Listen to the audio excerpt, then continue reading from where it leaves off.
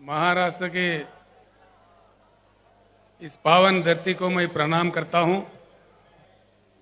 समन्वित सारे बुजुर्गों को, भाइयों को, बहनों को मैं प्रणाम करता हूं। सबसे पहले अभी हुआ है ईद। समाज में जितने भी हमारे मुसलमान भाई हैं, बुजुर्ग हैं, मैं आप तमाम लोगों को तहे दिल से ईद मुबारक पेश करता हूं।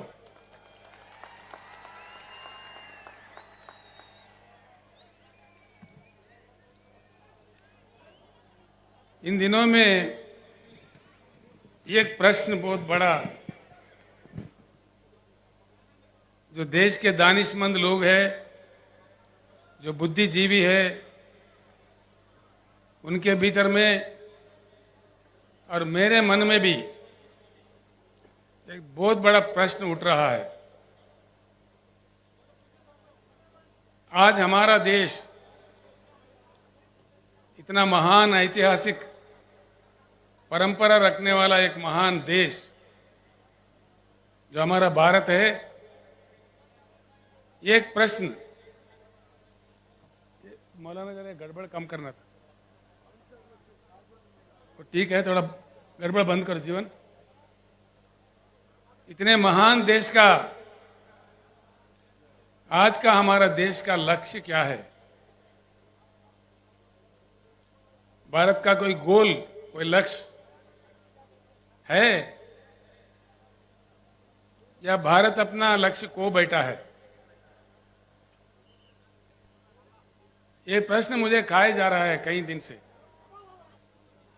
तो एक बात को हमें समझना जरूरी है। सबसे पहले मैं आपसे एक प्रार्थना करूंगा, जो मैंने नांदेड़ में भी किया था, लोहा में भी किया था, आज फिर एक बार अपनी बात को दोहराता हूं। जितने भी सभा में लोग आए हुए हैं, मैं आपसे प्रार्थना करता हूं, मेरे जो भी बात है यहीं सुन के यहीं इसको भूल मत जाइए। आप अगर शहर से हो, आपके बस्ती में जाने के बाद, आप अगर देहात से हो, अपने गांव जाने के बाद, अपने लोगों के भीतर इसका चर्चा जरूर कीजिए और सच जानने का कोशिश कीजिए। इतना मैं आपसे प्रार्थना करता हूं। आज मैं जो भी कहूंगा, क्या ये अच्छा है, बुरा है, देश के लिए, हम सबके लिए, जरूर अपने अपने गांव में या शहर के अपने अपने बस्तियों में अपने साथियों के साथ, अपने घर वालों के साथ, अपने बस्ती वालों के साथ दया करके चर्चा कीजिए, ताकि बात निकल आ जाएगी। सत्य क्या है, हकीकत क्या है, हमें समझ में आ जाएगी। अगर भारत अपना लक्ष्य खो बैठा है, गुमराह होकर भटक रहा है, तो कहां पहुंचेगा देश? इतनी बड़ी जनसंख्या, सारे दुनिया में सबसे बड़ी आबादी, बिना लक्ष्य का समाज, बिना लक्ष्य का देश का अंजाम क्या होता है और वो कहां पहुंचता है? ये किसका पाप है? हो क्या रहा है देश में? कुछ होना है या ऐसे ही पड़े सड़े रहना है? बात, सवाल हमारे सामने ये है। भारत का कोई नया लक्ष्य, कोई नया चेतना, एक नई सवेरे कस्ताब, एक नई उमंग से आगे बढ़ना है या ऐसा ही पड़े रहना है? सवाल इस बात का है। 75 साल हो गए, देश आजाद हो गए। मैं सुन रहा था आज सुबह से, यहां से हमारे जीवन रेड्डी एमएलए, हमारे वेणुगोपालाचार्य जी, हमारे पाटिल साहब, जितने भी लोग हैदराबाद से आके यहाँ काम कर रहे थे, वो लोग मुझे मैसेज भेज रहे थे। मुकामी लोगों से भी मेरा बात हुआ। शहर में 8 दिन में एक बार पानी आता है। प्रकाश पोहरे जी, जो देशोन्नति के मालिक है, मेरे साथी है, अकोला से आए हैं, उनसे भी मैंने मालूम किया तो वो भी कह रहे थे कि अकोला में भी यही हालत है। फिर कहां ठीक है? महाराष्ट्र राज्य में इतने नदियां निकलते हैं, शायद ही किसी राज्य से हिंदुस्तान में नहीं निकलते। गोदावरी है, कृष्णा है, पेनगंगा है, वेनगंगा है, मंजीरा है, भीमा है, घटप्रभा है, पंचगंगा है, मूला है, प्रवरा है, कितने कितने नदियां निकलते हैं।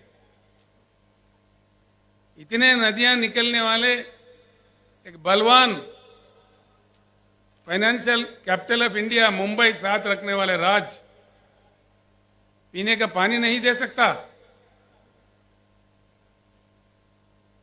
ऐसे हालात में भी हम लोग क्या मुतमैन हैं? दया करके सोचिए,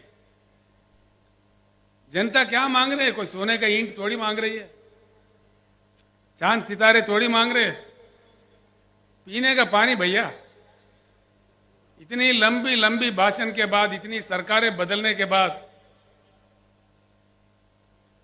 क्या हंगामा, सियासी हंगामा देखने के बाद पीने का पानी तक हमको फराहम नहीं होता। ऐसी भारत आगे भी रहना चाहिए या बदलना चाहिए? बेरोजगारी बढ़ रही है, लाखों उद्योग बंद हो रहे हैं, लाखों श्रमजीवी जो उसमें काम करते हैं, कामगार लोग रोड पे आ रहे हैं, और देश में पूरा जातिवाद, धर्मवाद, लिंग भेद खेल रहे हमारे आंखों के सामने। रोज बरोज हम देख रहे हैं। जो धनवान है, अमीर है, और अमीर होते जा रहे। एक ही साल में 10 लाख 12 लाख करोड़ के करोड़ोपति अरबोपति बन रहे। जो गरीब है और गरीब होते जा रहे। ये सब कड़वे सच है, आपके हमारे आंखों के सामने है। ये कोई मैं कहानी नहीं बता रहा हूं, जो रोज हमारे को देखने को मिलता है। ये कोई माने या ना माने, ये कड़वा सच है। ये सारे जो भी चल रहा है, ऐसा ही चलना चाहिए या इसका कुछ इलाज होना चाहिए? इलाज होना चाहिए। किसी भी देश में कभी कोई बीमारी लगती है, कभी कोई बीमारी लगती है, सुधारने वाले डॉक्टर होते हैं उस समाज के, उस देश के दानिश्वर, बुद्धिजीवी, उस देश के, उस समाज के युवा शक्ति, जिनके पास खून, जिनके खून में ताकत होता है, यही डॉक्टर्स होते हैं। नौजवान भाइयों को मैं प्रणाम करके पूछता हूं, हम लोगों को तो उम्र गुजर रहा है, लेकिन ये कल का देश आपका है, भविष्य आपका है। आप ऐसे ही पड़े रहोगे या कुछ उज्जवल रास्ता बनाओगे? फैसला कीजिए।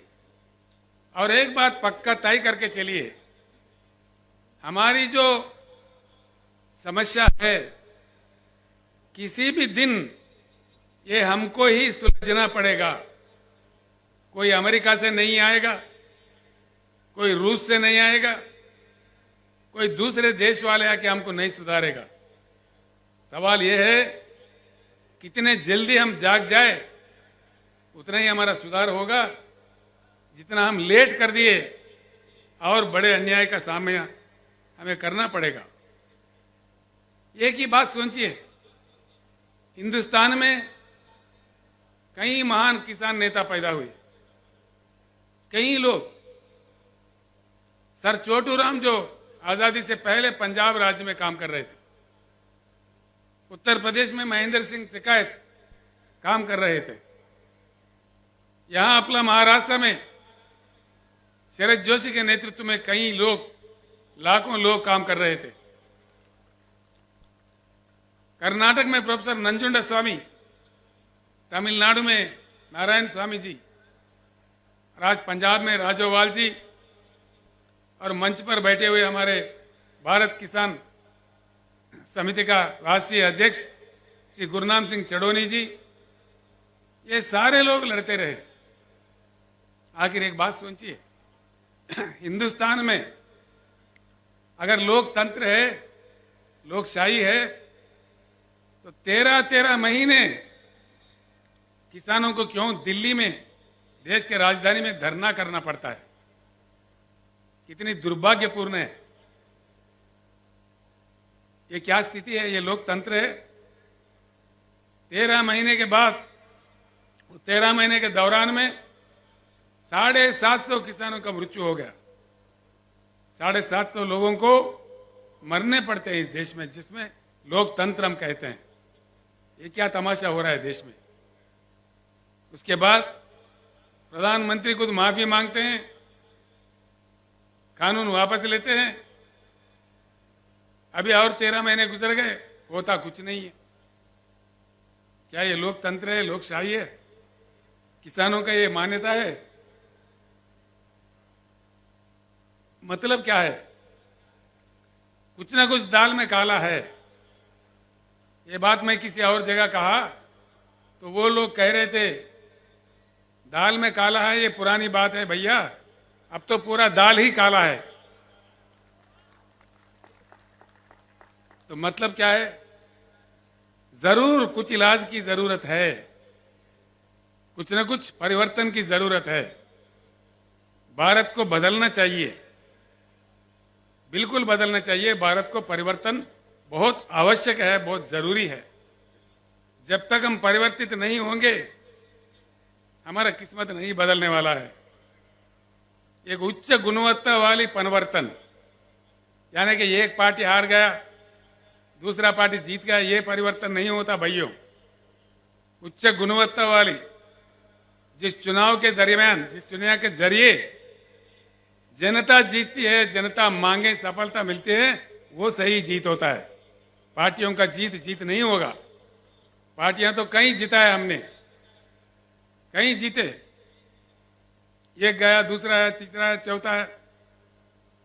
कितने को जीता है अब तक हम लोगों ने? कितने पुड़ारी आए इस देश में, कितने नेता आए, कितने पार्टी आए, लेकिन समस्या जस के तस, समस्या का कोई समाधान नहीं। जिस देश में हर दिन सौों की संख्या में किसान आत्महत्या कर रहे हो, जिस राज्य में, जिस पावन धरती पे मैं खड़ा हुआ हूं, इतने नदियां निकालने वाले इस महाराष्ट्र राज्य में, अभी हमारे शंकर अन्ना बता रहे थे, रोज 6-7 किसान आत्महत्या कर रहे हैं। या प्रधानमंत्री को या राज्य के नेताओं को क्या पड़ी है? वो लोग तो अफ्रीका से शेर ला के दिखा रहे हैं हमारे को। अरे भाई, ये हमारे किसान शेर मर रहे बोले तो देखो देखो, ये अफ्रीका का चीता है, ये नामीबिया का शेर है, इसको देख के खुश हो जाओ। क्या समझ में आता है? समस्या का वो समाधान नहीं है। इसीलिए मैं हमारे शेतकरी भाइयों से और बहनों से हाथ जोड़ के विनम्र पूर्वक प्रार्थना करता हूं, जब तक हम खुद शेर नहीं बने, हमारा समस्या का समाधान नहीं मिलेगा। तैयार होना चाहिए।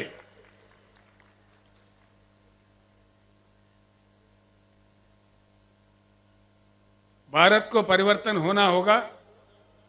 बिना परिवर्तन के भारत विकास नहीं होगा भारत में, ये बिल्कुल तय है। क्योंकि लंबा समय गुजर चुका है, कई पार्टियों को मौका दिया जनता ने, लेकिन कुछ बात सही नहीं आया है। हमारे आंखों के सामने हमसे बुरा हालत में रहने वाला चाइना आज दुनिया को कमांड कर रही है। साउथ कोरिया आगे बढ़ गई है। बम का मार खाने के बाद फिर उठ खड़ा है। जापान देश हमारे आंखों के सामने है। जैसा मोहम्मद महातीर के नेतृत्व में मलेशिया में परिवर्तन हुआ, और सिंगापुर में जहां कुछ भी नहीं है, वो लोगों का हालत भी हमसे बेहतर है। ये सारे चीज हमारे आंखों के सामने हुई है। 75 साल में जो हो रहा है, इससे उठकर, आउट ऑफ बॉक्स जाकर, एक नया ढंग से, नया रंग से, एक नया जंग करके हम भारत को बदल सकते हैं। इसी पुराने तरीके से हम लोग नहीं बदल सकते। इस बात को समझने के लिए मैं आपको विनती करता हूं। इसीलिए मैं ये एक बात आपको बताना चाहूंगा, इस परिवर्तन भारत में जो आना है, बिना परिवर्तन के भारत आगे नहीं बढ़ सकता। इसीलिए पैदा हुआ है बीआरएस पार्टी। बीआरएस एक चुनाव के लिए, एक दिन के लिए, कोई एक वर्ग के लिए, एक धर्म के लिए, एक जाति के लिए नहीं पैदा हुआ। ये सारे भारतवासी जितने भी है, उनके हकों को लड़ने के लिए, उनके हकों के लिए बिल्कुल बीआरएस पैदा हुआ है। एक बात मैं यहां कहना चाहूंगा, जब भी नए पार्टी आता है, नया ताकत उभरने लगता है, पुराने ताकतें इकट्ठे होकर के भी हमला करने लगते हैं, साजिशें रचते हैं, अफवाहें फैलाते हैं, पुलिस को लगा देते हैं। लेकिन डरना नहीं है। अगर डरे तो आप भी आजाद नहीं होते थे, अब भी ब्रिटिश के गुलाम बने रहते थे। इसलिए मैं कहता हूं, फानूस बनकर जिसकी हिफाजत हवा करे, वो शमा क्या बुझे जिससे रोशन खुदा करे। ये डरने से बिरने से कुछ नहीं होगा।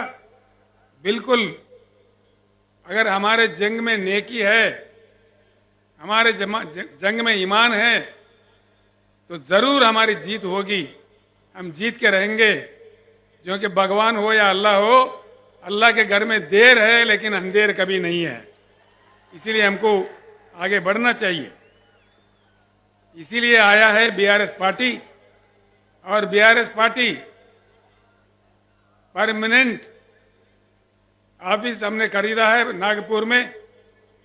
हमारे अभय भाई और लोग यहाँ पे भी परमानेंट ऑफिस खरीद रहे हैं, कोई किराए वाला नहीं, बिल्कुल परमानेंट। बीआरएस काम करता रहेगा। जब तक भारत पूर्ण परिवर्तन नहीं होगा, तब तक ये लड़ाई जारी रहेगा। भाइयों, मैं आपका ज्यादा टाइम मतलब नहीं लूंगा। 2 बातें मैं समझा दूंगा आपको, सिर्फ 2-3 बातें। ये समझने की बात है। एक अजीब बात है, पानी नहीं है शहर में। प्रकाश पोरे कह रहे अकोला में नहीं है। कोई वकील साहब आए थे पूना से, पूना में भी सही नहीं है, देहात में तो है ही नहीं है। फिर ये क्या चक्कर हो रहा है? हो क्या रहा है हिंदुस्तान में? किसान हमारे क्यों आत्महत्या कर रहे हैं? दया करके सोचिए इस बात पे। इतना हमको गुमराह कर दिया है, खास तौर पर 2 चीज, एक पानी, दूसरा करंट, बिजली। पानी, हिंदुस्तान के जो कृषि योग्य भूमि है 41 करोड़ एकड़, और जो पीने का पानी चाहिए और जो उद्योग के लिए चाहिए, इन सब के लिए जितना पानी चाहिए उससे डबल पानी हिंदुस्तान में अवेलेबल है। फिर भी देश क्यों वंचित है? आप लोग सोचिए। ये नहीं है कि पानी नहीं है, फिर क्या नहीं है? राजनेताओं का इच्छा शक्ति नहीं है, देश के प्रधानमंत्री का इच्छा शक्ति नहीं है, राज्यों के मुख्यमंत्रियों का इच्छा शक्ति नहीं है। बस चल रहा तो चला रहे, भगवान के भरोसे चल रहे। ये कब तक चलेगा? ये किसानों का आत्महत्या रुकना चाहिए। ऐसे हम शमशान जाते रहे। बस इसमें खास तौर पर पहले से लेके अब तक, एक नेहरू साहब के जमाने में कुछ मनसूबा बनते थे, कुछ प्लानिंग होता था। उसके बाद में केंद्र सरकार जो भी पार्टी का बने, जो भी बने, उनके नालायकपन से आज देश सफर कर रहा है, इसमें कोई शक नहीं है। देश में जो उपलब्ध है पानी, जो हमारा अपना संपत्ति है, जो जनता के हक में है, ये समंदर में बहे जा रहे हैं और हमारे सरकारें तमाशा देख रहे हैं। देश में अगर पानी सही तरीके से सिंचन के लिए, पीने के लिए, उद्योग के लिए, अन्य चीजों के लिए आना चाहिए, तो बढ़िया बांध बनाना चाहिए, बहती नदियों को रोकना चाहिए। एक बात मैं आपको बताता हूं, आप शायद विश्वास भी नहीं कर पाओगे। जिम्बाब्वे एक देश है, बहुत छोटा देश है, जहां 6,500 टीएमसी का रिजर्वायर है। 6,500। पैटर्न जो जायकवाड़ी है, यहां से नजदीक में है, आप तमाम लोग देख चुके हैं। 100 टीएमसी है उसका। यानी कि जिम्बाब्वे जो रिजर्वायर की मैं जिक्र कर रहा हूं, वो पैटर्न से 65 बार बड़ा है। 65 बार। हिंदुस्तान बाढ़ भी देख चुका है, सूखा भी देख चुका है। तो जिम्बाब्वे जैसा हमारे पास कम से कम 3-4 रिजर्वायर तो होना चाहिए, देश को बाढ़ से बचाने के लिए, सूखा से बचाने के लिए। लेकिन नहीं करते। पानी का तमाशा, पानी रखते हुए देश को नहीं दिया जा रहा है। इसके बीआरएस का ये लक्ष्य है, पूरे देश में आज जो पानी की पॉलिसी है उसे बंद करना चाहिए। नया रचना, नया कानून जब तक नहीं लाया जाएगा, ये तमाशा ऐसा चलते रहेगा। हमारे खेते प्यासे रहेंगे, हम प्यासे रहेंगे, हमारे लोग भी 8 दिन के बजाय 15 दिन भी हो सकता है शहर में, फिर और बुरा हालत भी हो सकता है। इसीलिए अब सोचिए, एक बहुत अहम बात है, पानी को समझने में हमारे देश अभी भी पीछे है। पानी एक ऐसी चीज है जो किसी फैक्ट्री में नहीं बनाया जा सकता। पानी को इंसान नहीं बना सकता। पानी खुदा का, भगवान का देन है, जो अपने आप में आता है, प्रकृति देता है।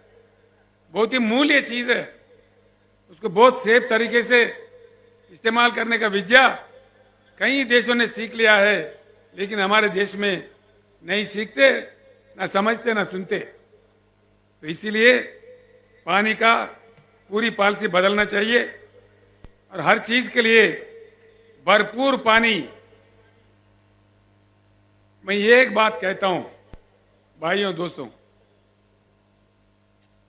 महाराष्ट्र में बीआरएस सरकार बनाइए, 5 साल के अंदर हर घर में नल के साथ पीने का पानी मिलेगा। ये मेरा वादा आपके साथ है।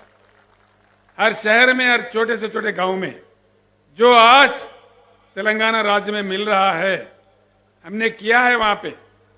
हर घर में, हैदराबाद के जो बड़े अमीर, बड़े बड़े धनवान, अरबोपति रहने वाला जगह जो जुबली हिल, बंजारा हिल्स है, वहां का पानी वहां के अमीर जो पीते हैं, आदिलाबाद जिला का गोंड भी वही पानी पी रहा है। और ये बात महाराष्ट्र में भी संभव है। और ये भी मैं आपको वायदा करता हूं, जितना जल्दी हो सके उतना जल्दी हर एकड़ में भरपूर पानी किसानों को दिया जाएगा। ये मैं वायदा करता हूं आपसे, जो आज तेलंगाना में हुआ है।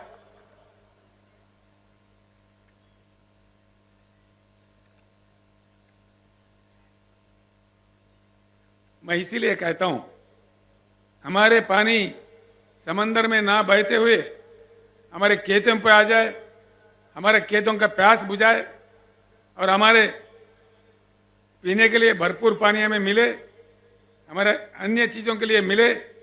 ये करना बहुत जरूरी है। इसके लिए रोना धोना बंद करना है, अब लड़ना सीखना है।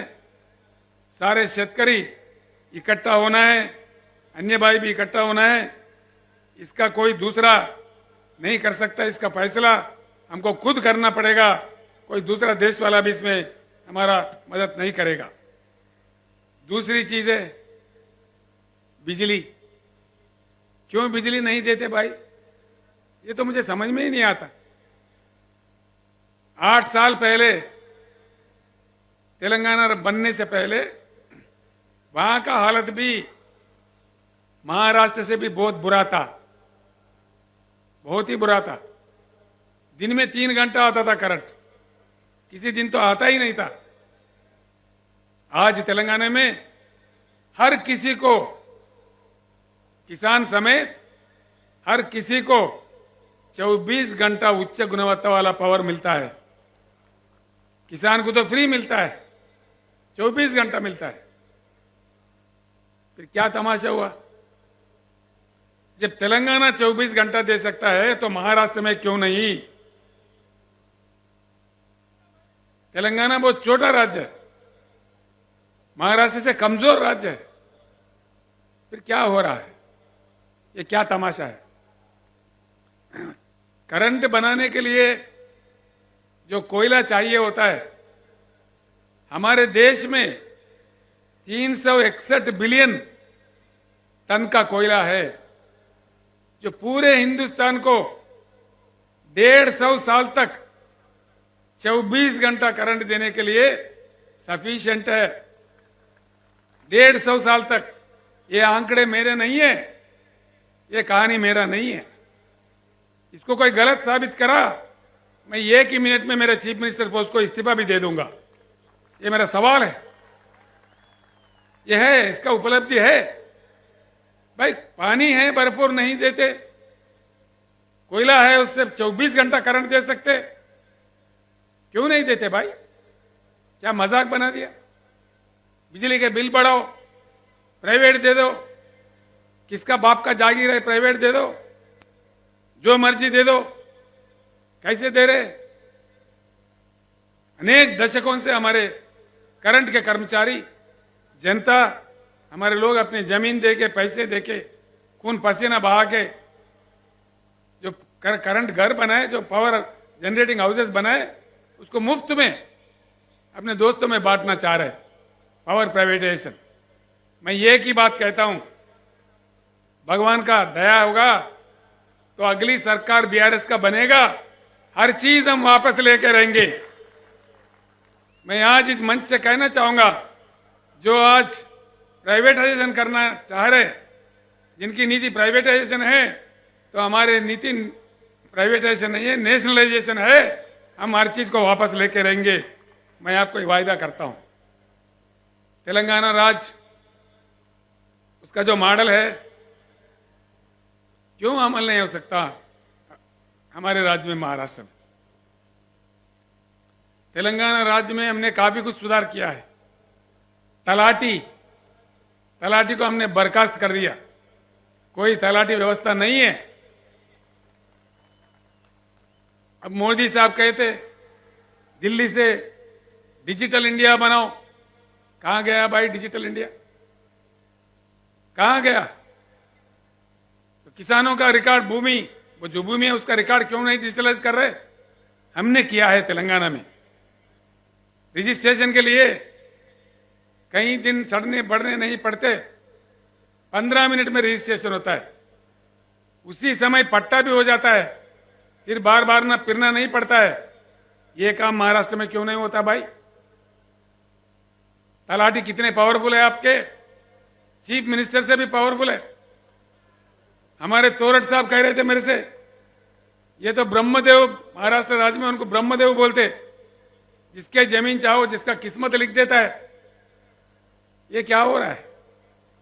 हम तानाशाही में हैं या लोकशाही में हैं? ये क्या? हम इसीलिए तेलंगाना असेंबली में कानून पास करके तलाटी व्यवस्था को ही बर्खास्त कर दिया है, सारे डिजिटलाइज कर दिया है। इसीलिए किसानों के लिए जो सालाना एकड़ को 10,000 रुपए हम बेचते हैं, हम कोई ऑफिसर के जरिए नहीं बेचते। किसान को उस पैसे लेने के लिए कोई दफ्तर जाना नहीं पड़ता। हैदराबाद में हम डाल देते हैं तो सीधा उनके बैंक अकाउंट में जाता है, बीच में कोई दलाल मट्टी कुछ नहीं है, 1 रुपए का भी रिश्वत नहीं देना पड़ता। और किसानों के लिए जो बीमा का सुविधा हमने किया है, किसान के मृत्यु होने पर 5 लाख देने का, वो भी कोई दफ्तर नहीं जाने पड़ते।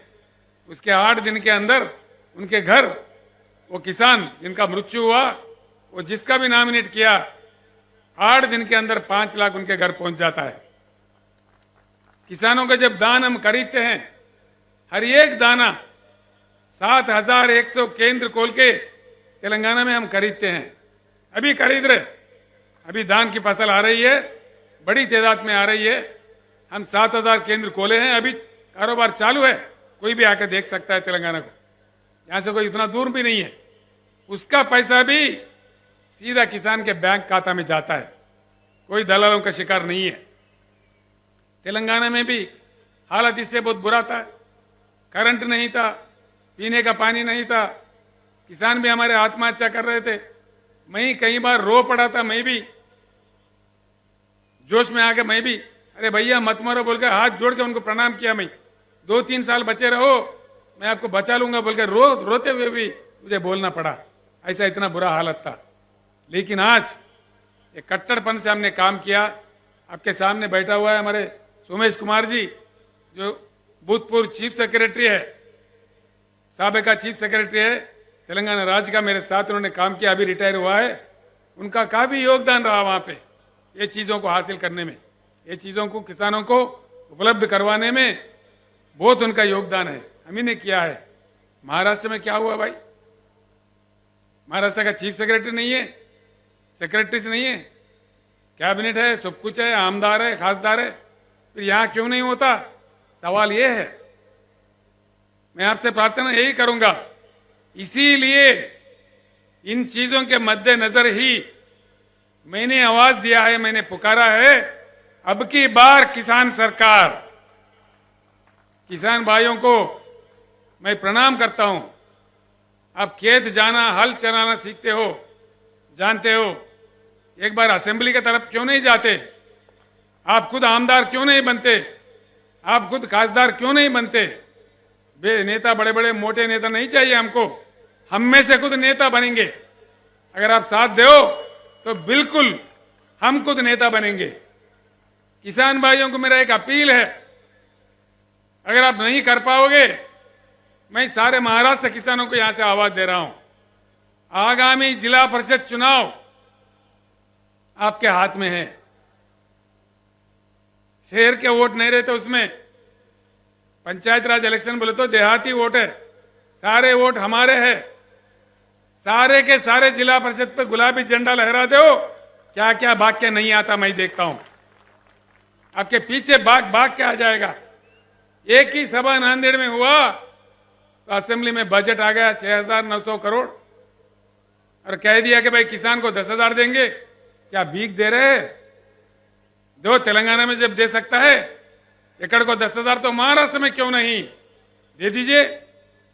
मैं यहाँ के मुख्यमंत्री जी से अनुरोध करता हूं, प्रार्थना करता हूं। यहाँ के उप मुख्यमंत्री देवेंद्र फडणवीस जी है, वो मुझे कह रहे थे, चंद्रशेखर जी आपका यहाँ क्या काम है, आप तेलंगाना संभालो। मैं बोला मैंने तेलंगाना संभाल लिया, देखते हैं, महाराष्ट्र में आ गया हूं, मैं भारत में कहीं भी जा सकता हूं। तेलंगाना का मॉडल मक्की का मक्की दे दो, मैं महाराष्ट्र छोड़ के मध्य प्रदेश चला जाऊंगा, मैंने बताया था, क्योंकि मेरा काम खत्म हो जाएगा। किसानों का जो मेरा मिशन है बीआरएस का, वो मेरा खत्म होगा और मैं सीधे ही मध्य प्रदेश चला जाऊंगा। यहां आप राज कर लो, देना है तो बोलो, दे दो। क्या बात है, महाराष्ट्र में धन की कमी नहीं है, मन की कमी है। धन बहुत कुछ है, तेलंगाना से ज्यादा धन है, अगर चाहे तो दे सकते हैं, क्यों नहीं देते? मैं इसीलिए मैं आपको तरकीब बता रहा हूं, मंत्र बता रहा हूं। सीधी उंगली से नहीं आता घी तो टेढ़ा उंगली से निकालना चाहिए और समझदारी से हमको काम लेना चाहिए, क्योंकि जो भी बात है हमको गुमराह करते, डिजिटल इंडिया बोलते, मेक इन इंडिया बोले। यहां इस शहर में कितने चाइना बाजार है भैया? 100 के ऊपर है मेरे ख्याल से, गली गली में एक चाइना बाजार है। मेक इन इंडिया में सच्चाई है तो भारत बाजार रहना चाहिए ना, चाइना बाजार क्यों आ रहा है? किधर गया मेरा भारत बाजार? सब जोक करते हैं लोगों से, मजाक करते हैं, अपने मजाक उड़ाते हैं। Make in India joking India हो गया, डिजिटल इंडिया का एक मजाक हो गया। तो देख लीजिए, सोचिए, मैं जो कह रहा हूं, पूरा तेलंगाना मॉडल यहां हासिल करना है। जिला परिषद चुनाव में आप एकदम गुलाबी झंडा लहरा दीजिए, सारे भाग के आ जाएंगे, दिल्ली से, मुंबई से, सब भागने लगेंगे गांव में। ये आप कीजिए। दूसरा भी एक बात है जो मैं आपके सामने रखता हूं। दलित भाई है, हमारे आदिवासी भाई है, किसान भाइयों की समस्या है। दलित भाई कब तक रहे ऐसे गरीब बने रहे? क्या उनकी किस्मत में यही है? हजारों साल से उनको हम सताए। आज देश का फर्ज बनता है उनके पीछे खड़े रह के उनके भी विकास के लिए काम करना हर व्यक्ति का, हर भारतीय का फर्ज बनता है। इसको हमें गर्व से स्वीकारना चाहिए। दलित भाई हमारे भाई है, इसीलिए हमने दलित बंधु काम भी शुरू किया है। फडणवीस साहब, आप भी दलित बंधु शुरू करो। महाराष्ट्र में मैं महाराष्ट्र छोड़ दूंगा, किसी अन्य जगह जाऊंगा। दीजिए दलित बंधु, क्यों नहीं देते? जिस राज्य में अंबेडकर साहब का जन्म हुआ, पूरे देश के लिए, दुनिया के लिए उन्होंने काम किया। इसीलिए हमने अंबेडकर जी के यादगार में, उनके पूरे भारत में प्रतिष्ठावान 125 फुट वाला उनका मूर्ति वहां खड़ा किया हैदराबाद में। और अब हैदराबाद, तेलंगाना का जो मंत्रालय है, उसका नाम भी डॉक्टर BR अंबेडकर मंत्रालय रख दिया हमने। ये काम हमने किया है, ये काम होना चाहिए। मैंने प्रधानमंत्री जी से अनुरोध किया, प्रधानमंत्री जी, आपने जो नया पार्लियामेंट बिल्डिंग बनाया दिल्ली में, अगर आपको प्यार है, मोहब्बत है, तो उस बिल्डिंग को भी अंबेडकर जी का नाम दीजिए, पूरे देश खुश हो जाएगा। ये मैं अनुरोध करता हूं। दूसरा एक बात मैं बताना चाहूंगा, हमको किसी चीज की अपेक्षा है तो उसी चीज का हमको काम करना चाहिए।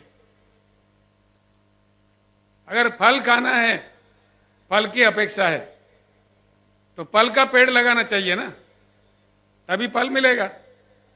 पेड़ कांटों का लगाओ, फल की अपेक्षा करो, कहां से मिलेगा भाई? मिलेगा? नहीं मिलेगा। दूध का अपेक्षा है, गधों को घास डालो और गाय से दूध मांगो, मिलेगा? घास गाय को डालो तभी दूध मिलेगा। गधों को डाल के गाय के पास से दूध कहां से मांगोगे? तो जब हम काम कर रहे हैं, जब अपने वोट का इस्तेमाल कर रहे हैं, सही वोट देना चाहिए। किसको देना चाहिए? हमारे भलाई के लिए कौन काम कर रहा है, कौन तड़पता है, उनको देख के हमको काम करना चाहिए। तभी जाके हमारा एकता ही हमारा समस्याओं का समाधान है। खास तौर पर किसान भाइयों से, दलित भाइयों से मैं हाथ जोड़ के कहता हूं, आत्महत्या करना हमारा समस्या का समाधान नहीं है। हमारा समस्या का समाधान हमारे हाथ में है। हमारा वोट में इतना ताकत है, तो इसको एक बार के लिए अपना वोट अपने लिए इस्तेमाल करो। आप खुद सरकार बन जाओ, जो नीति हमें लिखना है लिखो, अपना किस्मत बदलने का पूरा प्रयास करो। आज के बाद मैं अपने भाषण खत्म करने से पहले मैं आपको बताना चाहूंगा, आज के बाद आप लोग सोचिए, अपनी जाति किसान जाति होना चाहिए, अपना धर्म शेतकारी धर्म होना चाहिए, अपना अस्त्र शस्त्र अपना वोट होना चाहिए, अपना लक्ष्य किसान सरकार लक्ष्य होना चाहिए, शेतकारी सरकार शेतकारी राज लक्ष्य होना चाहिए। ऐसा करके हम लोग किसान राज का स्थापित करते हैं, फिर आगे बढ़ते हैं। कैसा नहीं आएगा जैसा तेलंगाना में आया, नदी भाग के आया। वहां कोई पानी का पट्टी भी नहीं है, किसानों के लिए पानी पट्टी नहीं है, करंट के लिए कोई बिल नहीं है, फ्री में देते हैं, पूरे दान खरीदते हैं। ये सारे चीज यहाँ बहुत आसानी से किया जा सकता है। तेलंगाना का मक्की कापी करो ना भाई, खत्म हो गई बात, हो गई बात। और उसमें क्या है, कौन से ब्रह्म बोझ है उसमें? तो इसीलिए सब मिलके एक बार कहते हैं, अब की बार। आवाज सुनने में नहीं आ रहा, इतना ठंडा है महाराष्ट्र के भाई, शेर है महाराष्ट्र के। अब की बार, अब की बार, अब की बार। धर्मस्य विजयोस्तु अधर्मस्य विनाशोस्तु, प्राणिषु सद्भावनास्तु, विश्वस्त कल्याणमस्तु। जय महाराष्ट्र, जय भारत। मैं आपसे विदा होता हूं।